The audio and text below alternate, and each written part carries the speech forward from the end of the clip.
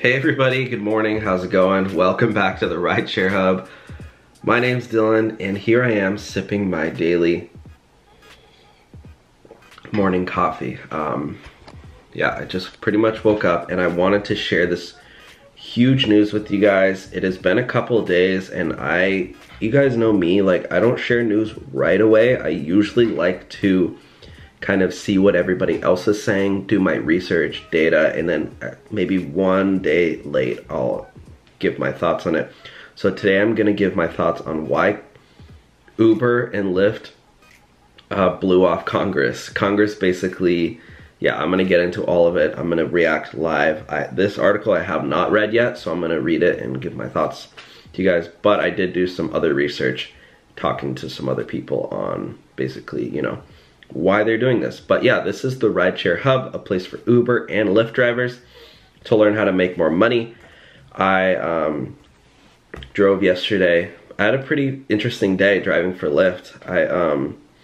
I did a few rides during the day, and then at night I kind of got sucked into doing some more driving. If you guys don't know me, like anytime I usually go anywhere, and I'm not driving rideshare because I'm just a part-time driver, but anytime I go somewhere I turn my Lyft destination app on, because you know, that way I can maybe get paired with somebody, and those miles are I believe they get put on my mileage log for tax purposes.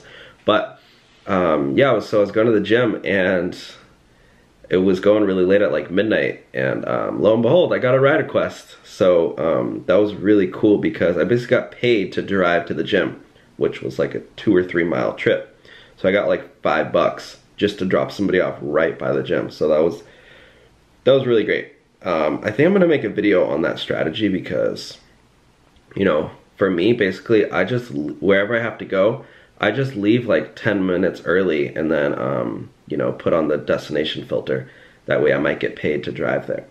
Or I'll put it on like 30 minutes before I have to leave or whatever. And, you know, say I'm going to LA, which is like an hour for me. Before heading out, like I'll just put my destination filter on and try to get a ride there, going there. But anyways, so here we go, guys. Congress wanted to grill Uber and Lyft on safety. The companies blew them off. This is an article on the Washington Post. I'm gonna read it and then give my thoughts on it. So I'm gonna get through it as quick as I can because I know you guys are super busy.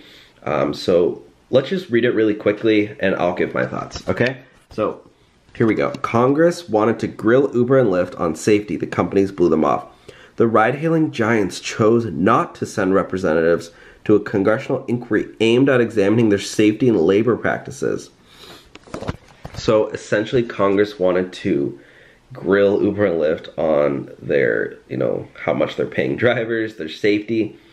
For me, one of the biggest loopholes, for me, there's two, maybe, yeah, actually, this is 2 of the 3 big loopholes in rideshare driving. For me, the 3 loopholes are: 1 is safety for drivers and passengers. You know, there's no cameras inside the cars that, well, I mean, a driver can get his own dash cam, but there's no, like, safety practices. You know, there's a lot of weird stuff going on in cars. There's really no, I think there should be cameras in every car, you know, pretty much monitoring all rides. I think it's silly that in this day and age with our technology that there's not a little tiny dash cam, even like a really crappy one that at least is like all pixelated and super cheap. And the second one is the wages, how there's not a set wage. I mean, some drivers can go out. I've heard stories. I mean, I've seen countless cases of drivers going out in the middle of the day, only getting a couple rides after 5 hours, only making like $30. Yeah, I've seen that because there's no, you know, there's no training or anything. And then the third loophole is what was it? False deactivations. Basically, the passengers can lie. Well, I guess, is that having to do with the safety one? Anyways, I forget what my other third loophole is, but these are big loopholes that Uber really doesn't have any answers to. You know, drivers can go out and do a bunch of, like, you know what I mean, can go out and not make a lot of money. You have to have your own strategy. So basically Congress wanted to grill them on their two biggest problems, and Uber said no, which, whatever. I mean, I don't know. We'll see. So Uber and Lyft have opted not to show up for a House Transportation Committee hearing that aims to examine their safety practices. Uber and Lyft decided to skip a congressional hearing Wednesday aimed at examining their safety and labor practices, to the aggravation of members of the committee who are threatening to press ahead regardless with new legislation. The two companies have come under increased scrutiny in recent months over their treatment of drivers and their efforts to keep passengers safe, prompting a House Transportation Committee to call a hearing and urge the companies to testify on the future of rideshare hailing. Ride hailing. So, yeah, and then it says both Uber and Lyft decided not to send representatives, however. So basically, with all these problems and issues arising, Congress decided to hold a whole hearing just aimed at ride-hail companies. Who are the big ride-hail companies? Uber and Lyft. And Uber and Lyft basically said, no, we're not going to go. We don't really, it's not worth our time. Yeah, it could encompass safety and labor for transportation network companies or ride-hailing companies with or without their cooperation. So basically they're going to do it. Yeah, and then I was just looking here. This article here, Uber, the ride-hailing app, says that it has 0 drivers. What is this one? The ride-hailing app that says it has 0 drivers. Uber contract well, yeah, I mean, they're not employees. Maybe that's what they're saying. Oh yeah, no, that's fine. For their long-term survival, if you guys don't know why I say that's fine, it's because Uber said that drivers are not core to their business, which they've already said, and that was to protect them from the lawsuit, or from the AB5 bill that would make drivers employees. And basically they're saying that Uber is much more than just drivers, so drivers are not core to their business model, so drivers are independent contractors. That was their reasoning behind why AB5 doesn't apply to them, to make their drivers employees. The refusal by Uber and Lyft to appear to testify to the latest wrinkle in a long-running rocky relationship between Silicon Valley tech companies and lawmakers in the nation's capital. Many in tech think that their companies are trying to improve the world despite problems that may surface along the way. They contend that the government should stay out of regulating what they think is important innovation. This is huge, guys. Whoever's writing this article, he really understands. Faiz Siddiqui, this guy right here, San Francisco-based tech reporter covering automation and the future of transportation, including Tesla, Uber, and Lyft. Yeah, guys, I'll get back to the article in a second, but this is super important. I just actually graduated from UC Berkeley, which technically is Silicon Valley. It's in the Bay Area, whatever you want to call it. Some people say it's Silicon Valley. I think Silicon Valley is pretty much just San Francisco and South Bay. But, like, what's it called? Palo Alto, Redwood City, all those areas. But, Mountain View area. But, even in Berkeley, like, there's like tons of incubators, accelerators, there's a lot of startups. UC Berkeley is like ranked one of the highest for successful founders, funding-wise, who actually get funding. I don't know if that's true or not. I would think Stanford would be higher, but maybe Berkeley has more students. Regardless, there is a whole culture in Silicon Valley that I experienced myself, is that startups are better than the way the world works. There's a reason why they're startups, is because all of these things are new. We even have competitions called moonshot ideas. Pitch your moonshot idea. Pitch your billion-dollar business.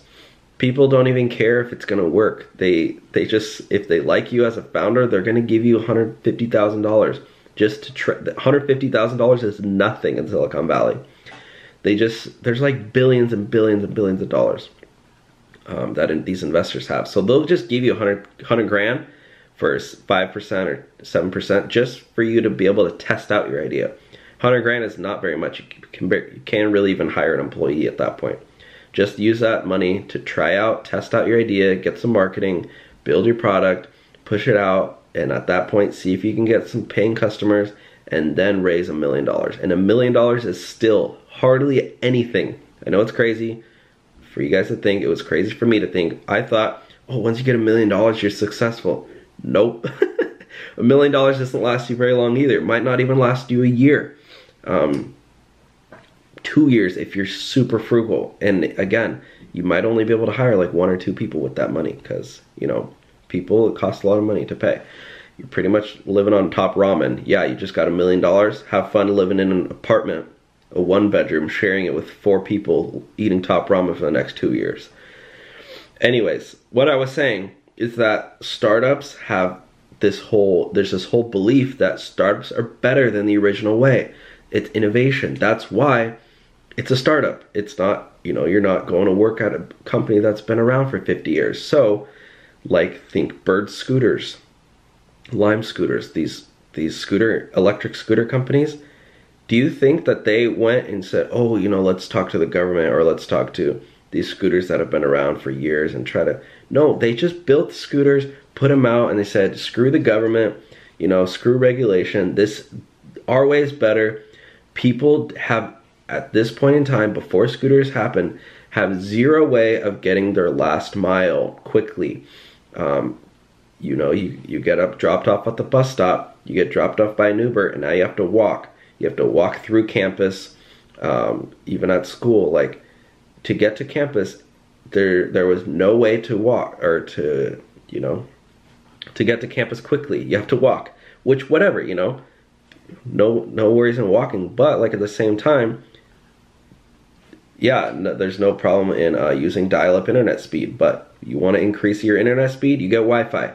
That's just how the ways work. You know, you can use an ice box, but a fridge is probably easier. You know, you don't need to refill it with ice. I'm just saying, these are new ways.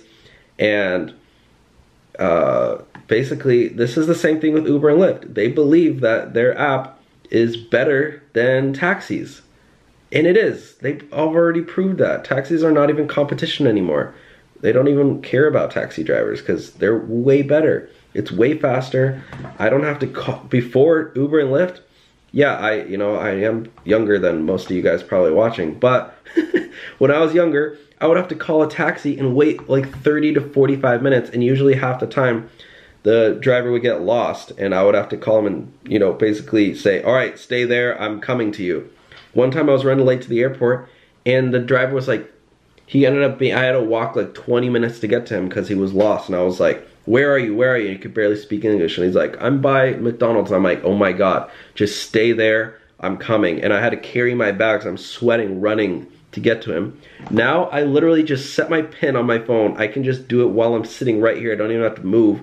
I don't have to call anybody.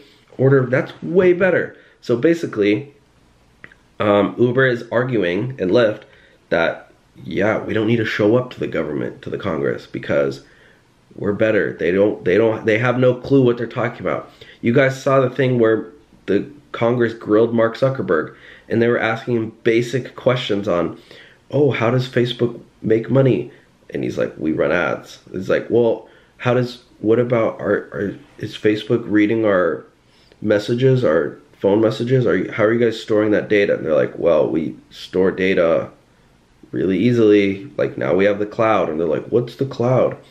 So, like, Congress does not have a good reputation of understanding new technology. So, I'm just saying, I'm not saying Uber or Lyft is correct.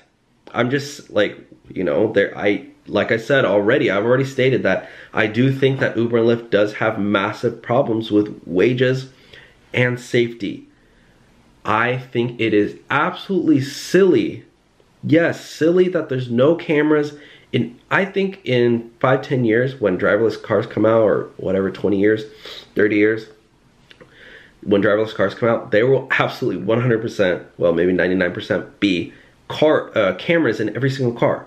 How are you gonna track passenger? And any passenger that gets in, leaves any trash, boom, that's a $5 fee right there. Any passenger that spills something, boom, $50 fee right there. Everything will be automated, everything will be censored, cameras. Right now, I think it's silly that I went out last night, picked up some people at the bar at midnight, and there's no camera in the car. I mean, I can use a dash cam, but if anything happens, that's pretty much just for the police. Uber and Lyft, they don't care about that footage for false deactivations or whatever. So, yeah, I think yes, there are big gaps in wages. The fact that, you know, drivers can go out and, you know, people who struggle, because let's face it, not every Lyft and Uber driver are the smartest people in the world. A lot of them got fired from their job, or a lot of them got laid off and they couldn't find a better job or a normal job, so they kind of resorted. The Uber and Lyft was their last resort to make extra money. So I'm just saying, let's face it, like, Uber and Lyft drivers are not the smartest people in the world. So people will go out. I mean, you guys watching, you guys are smart. You're doing your research. You're on YouTube watching me talk. So I thought somebody's at my door.